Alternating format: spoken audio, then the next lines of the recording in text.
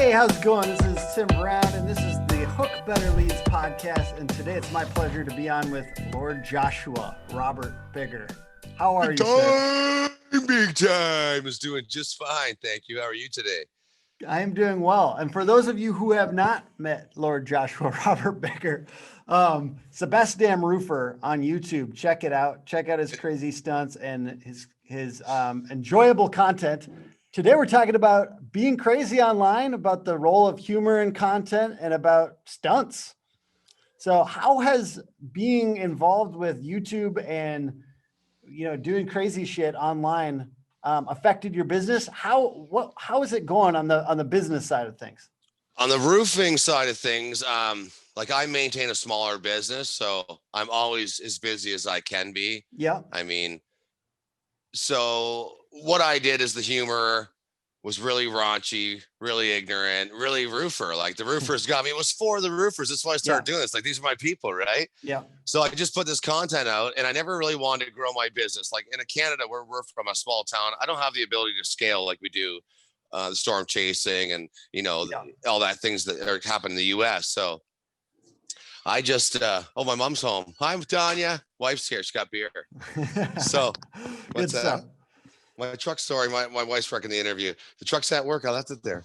Jeez, wear a condom, guys. You never get married unless you mean it.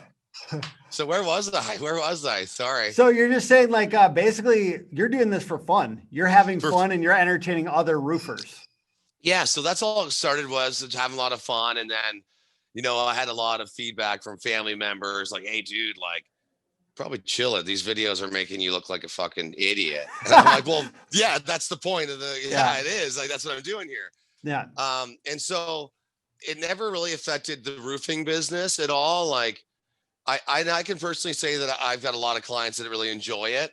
It might have affected it if I wanted to grow larger than, like, I had a goal for my own business, but what it has done, like, now I'm head of marketing for Primeline, brand ambassador at Primeline. I'm developing tools for Primeline.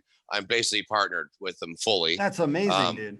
So my marketing game. So now I'm marketing for another couple other companies, another distribution company.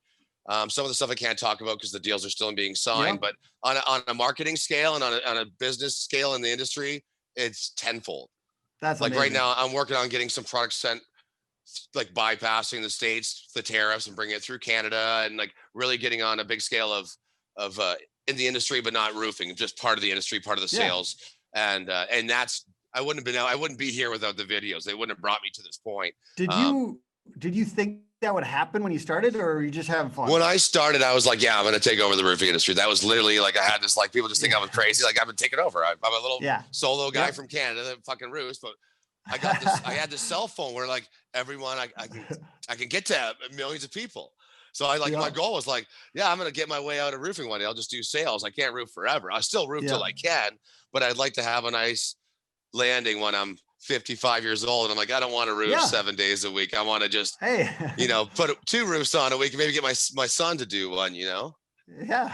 So you kind of lead with humor on your channel. Your channel is, you're doing some of it's, you're doing crazy shit. Like some of your biggest videos, you're doing crazy shit. You're drinking and smoking. You're doing different, you're smoking weed. Well, we have a Christmas video coming out. We're shielding. It's called Joshy the Blowman and the Tuna Frosty the Snowman. And it's about cocaine use.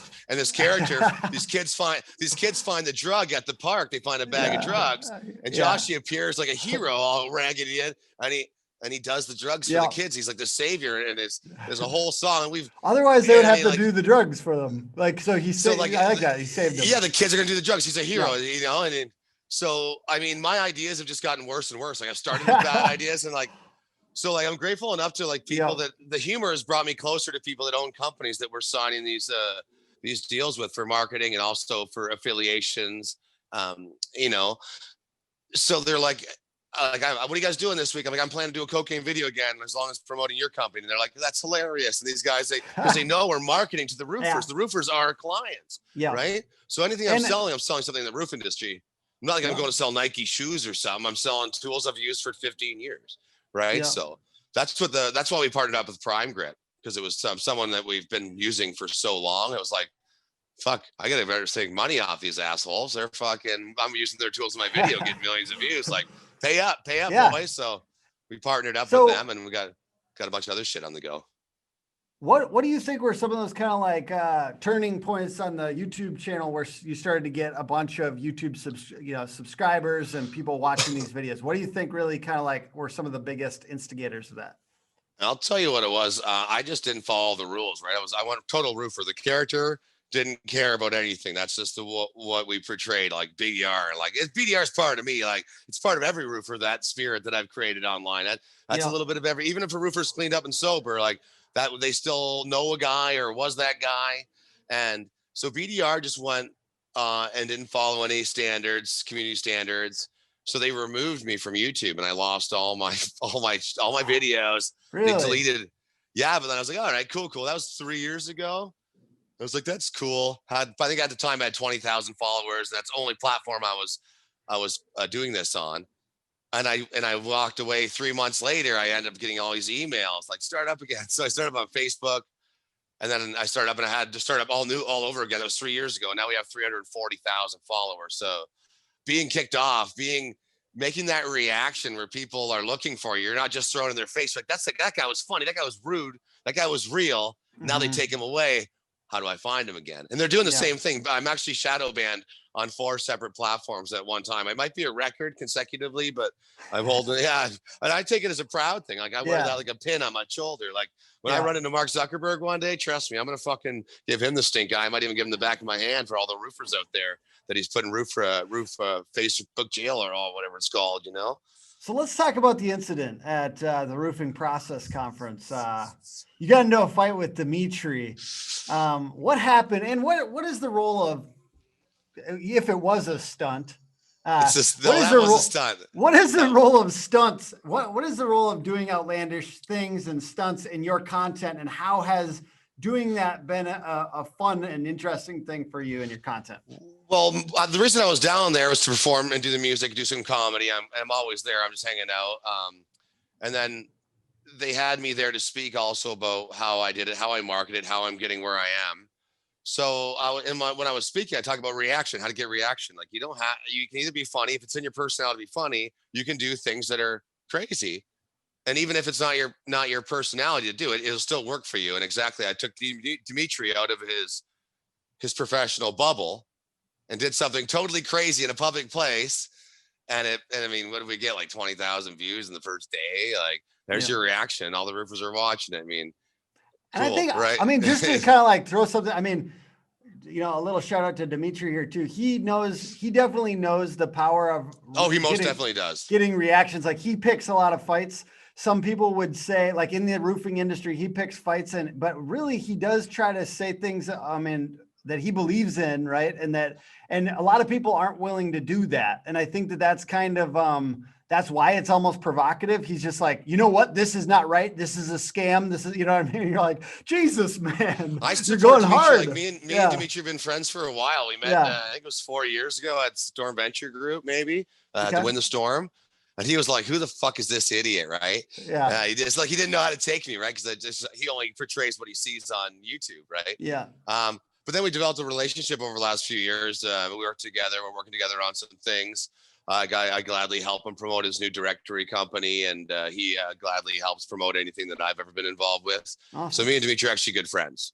So, but you had a fight. See, that's something that we're all missing in our lives, is to set up this WWF shit. Well, the thing was, okay, so BDR has to go play a show with these guys. So I bring my own guitar.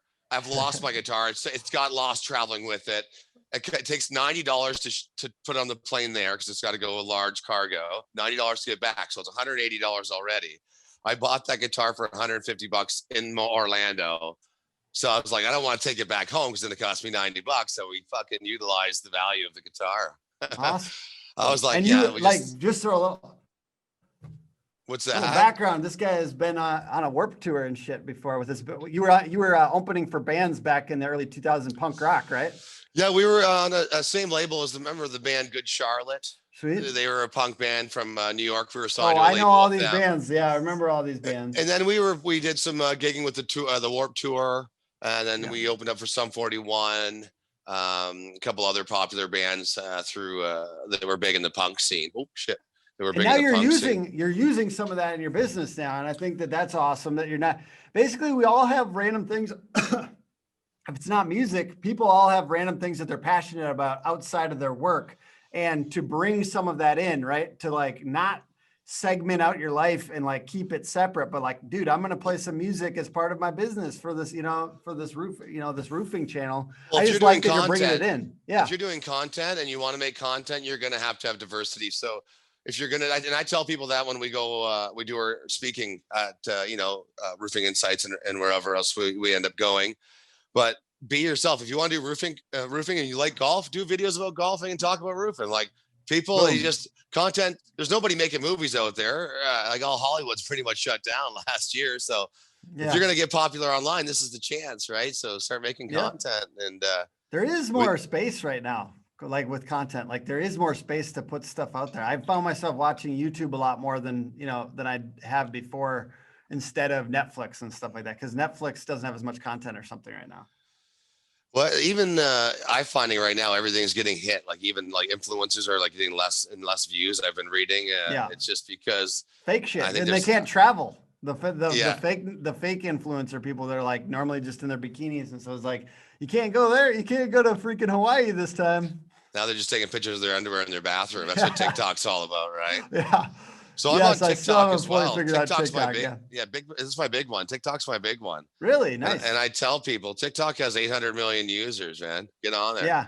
Yeah, right? I try a little bit. It's not as cool to try to do a dance and give you a marketing tip, but yeah. I think I got 1,500 videos. I might have done 2 dances just with my kids. Okay, right? Yeah, well, that's awesome. I do what I want. You don't fucking, you make up your own rules on the internet, right? That's what the best part about it is. If you want to say, I'm going to do this. Oh, I didn't do a dance. Well, I fucking did a bagged fart video where I sold bagged farts, and like, it got 500,000 views for selling bagged farts. Like, crazy. The world is a crazy place. So if you think the idea might not be funny, it might be funny to somebody. There's billions of people out there watching it. So I have a question for you. Like encouragement and or any tips or like kind of little things for business owners that want to try funny content. Like, do you have any ideas about how to get started in that? What would you say? Like, I want to do more funny content. How do I get into it? Like, if I'm a roofing or a contractor? You know, it's a funny thing. Like, even taking like a lot of things in this is what I did for my first few videos. I just took a bunch of jokes. Some of them might even been like edgy, like racial jokes. So I just took the word out that was bad and put roofers. Right. So I took any kind of joke, and it wasn't offensive anymore because it had roofer in it. So just like, women jokes, like, they're inappropriate and right. But if you put the word roofer in it, and I say that, it's funny, right? Yeah. Because there's a whole bunch of these wife jokes, right? So I just, and my wife have a great sense of humor. We believe that, either everything's funny or nothing's funny at all. So those women jokes, we just put roofer's wife jokes, really offensive, highly offensive. It makes you look like an asshole, but it really clarifies that you're a roofer, right? One of the things I like, yeah. One of the things I like because I am filming up on roofs sometimes with our clients, and like I saw your invisible. You were talking about invisible harnesses. Yeah, you got the new invisible harnesses. I enjoyed that, and also like, hey man, you're talking about you guys are making these jokes, anyways. Like, roofers, contractors are making these jokes anyways. Whether it's whatever it happens to be, you just need to start turning the camera around and talking about you need to start opening up to what you're already talking about, joking about internally as a company. Like, think of your company as a little bit of a reality show, and just start to like, actually, you don't all have to have the biggest big time personality of all time to just turn the camera around, start opening up what you're already doing. Cause most people have jokes. It's just, we get scared. It's like the first time I ever tried to do stand-up, I just clammed up. Yeah, it's just hard. I'm not much for stand-up. I'm more for improv. Like, so like I'll have a few jokes, but like I usually feel the room out, and I do a lot of improv. Mm-hmm. It's just what it is, And feel your audience. That's another good tip, though. Like, just feel understand your audience, and really, you put out a couple jokes, you start to see what works. You can find veins of humor in what worked. And you can you can reuse stuff too. What they relate to, you know what they're always going to relate to that I always joke? I always joke about people being late.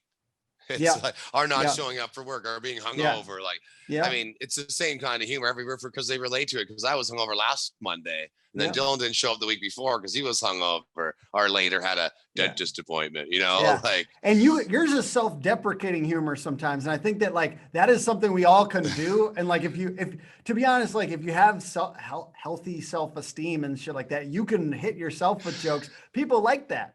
Well, a lot of people don't have this. So yeah, you're gonna be your biggest fucking piece of joke. Like, this is what you're like. It's like Dave Chappelle. Like, his racial humor, but he's making fun of his own people, right?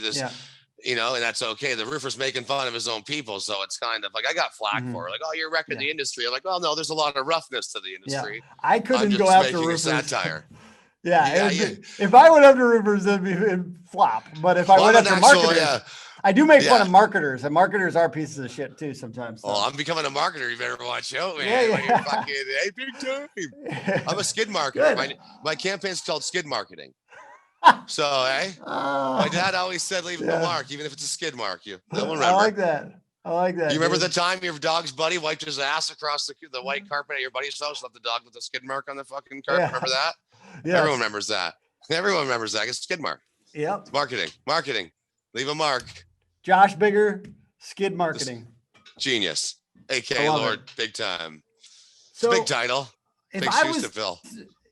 And I don't want to like kind of like try to define you too much. I know that you're a bit of an enigma, Lord Joshua Robert Bigger. But if I was to take something away from your persona and your effort online, like the amount of like you've had fun, you've been yourself, and you bring a lot of your crazy self into your business. Even though like some of it's fictional, you're also bringing some of the energy of what you feel, and no one else can be you. That's what I see.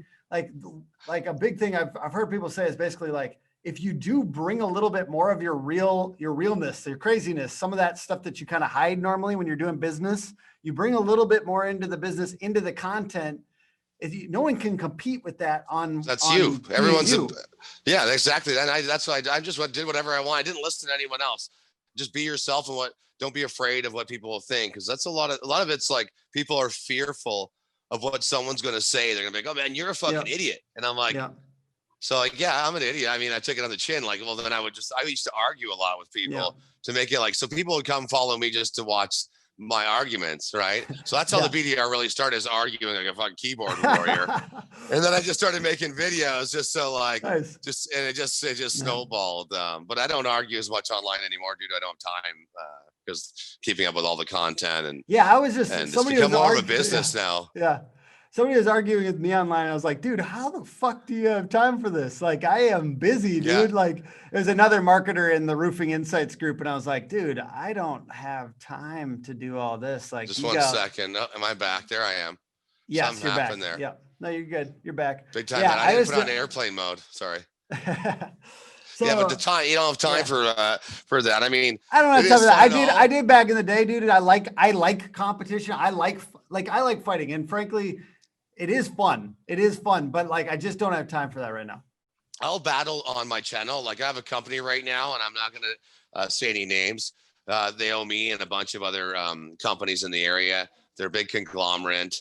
And Buddy, who is the investor of this company, who owes 12 or 13 or more, that's all I know of, money, and I'm one of them. I fucking, I went after this guy and told him that, hey, buddy, I'm going to expose your company for what it's worth. And I'm going to show all the truth and the value to what I can expose you for if you don't pay me and these other people. So they want to pay me and they have actually hold my money ransom. But this guy is a fucking idiot on Instagram, but he's like, oh, I'm an investor. I'm a motivational speaker. But meanwhile, he owes fucking hundreds of thousands of dollars to other companies. And he's on fucking Instagram thinking he's a fucking hero. And now he owes big time money. And now it's shit's gonna hit the fan. It's gonna be fucking awesome. So I'm gonna make a whole series about how small guys learn how to fight against big corporate companies and go through the steps going through court and using your platform, even if it's a small platform. Say you had a channel for a year and a half and it's your business and all your clients follow you. So you got hundreds of followers, and then they're going to stand up for you when you got to go to court because they know you do good work. Right. So there's so many companies that just bow down to these big companies. Like, I'm not going to pay you the 15 grand. What are you going to do about it? And they just kind of like, okay. But I mean, that family doesn't have a very good Christmas without the 15 grand. I mean, it's a small company, right? So this company actually, I gave them the opportunity to pay, and they didn't realize who Lord Big Time was, and they're going to get shown. So stay tuned. That's going to be my new series coming out. It's going to be amazing. I understand, dude. We'll keep an eye out. Last little question here for you is, I don't know if I want to tell my followers to do exactly what you're going to say as the answer to this, because I don't know if everyone can scale what you're doing. But don't be liable. You're not liable. I don't want to be liable for this advice. But Josh, how do you deal with haters, man? We got a lot of roofers that, like, let's say we're doing like Facebook ads and shit like that. Roofers are the biggest haters sometimes. And I like I said, I'm not supposed to say this. Especially if you're marketing on like a roofer's platform, watch out, it's shit kicking time. They love fucking with you. So like let's say we put out a roofing video and then they get all like, OSHA's gonna come get you. I don't see the harness. You're like, dude, like, so basically what I'm saying is, how do you deal with those people? And I do think sometimes it's jealousy that people come at you. How would you deal with that if you were doing like a, Facebook? I don't deal with it much anymore. Like, I got such a following. Like, it's like they protect you. Yeah, they protect you now. But when you first start out, man, I gotta just say, either turn the comments off or take it on the chin and laugh about it. Like, if someone because this is what I would do. Like, I had the guy's insult was like so fucking long, and it was just talking about how my wife was so disappointed. You can see the look in her eye as I was playing Roofing is Fun, and like, it was so descriptive. Like, it was talented insult. Like, I just shared it. It was literally the funniest thing I read all day. Like, take it for what it's worth, man.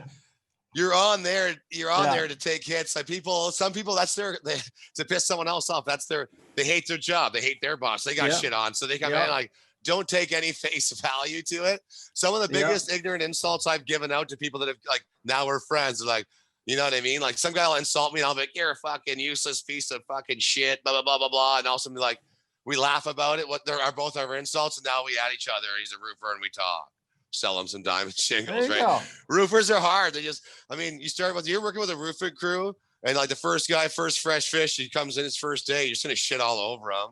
Everyone will. And he's gonna take it. And then next week, if he shit, he's be tough as nails. Like, it's just the industry's got this weird, like, it's a haze for like ever. You're always hazing. The whole roofers always haze each other every day, all day, rough and tough. So like, there's an old saying. There's a reason why you never fight a fucking roofer, because kicking your ass will be the easiest thing he's done all goddamn day.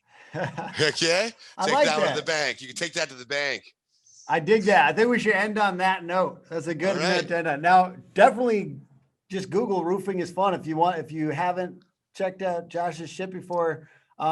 First thing comes up is his music video. So check it out. If you just Google Best Damn Roofer, you'll see. I spent all this time trying to become a famous roofer, but I got listed as a musician by Google and the internet. That's funny. Nice. All this hard work, I'm a fucking musician after it all. Fucking bullshit. So and anywhere else, anything else you want them to go check out? We got Primeline Tools. We got a set of tools we're working on. Primeline Tools. That's all on bestdamnroofer.com. So if you go on bestdamroofer.com, we got clothing, we got everything they can check out. We got shingles. We're involved with everything instead of grow. So just basically Google Best Damn Roofer and it'll fucking hook you up. Awesome, man. Well, thank you so much for joining us on the podcast. Lord Big Time blesses all your followers and all the viewers here. You all blessed by Lord Big Time? Thank you. You're welcome. You're very welcome. I feel it. I feel it through the screen. Yeah. All right. Well, it's the Hook Better Leads podcast, hookagency.com, Hook Agency, all our social, and check out the Best Damn Roofer. Thank you, sir.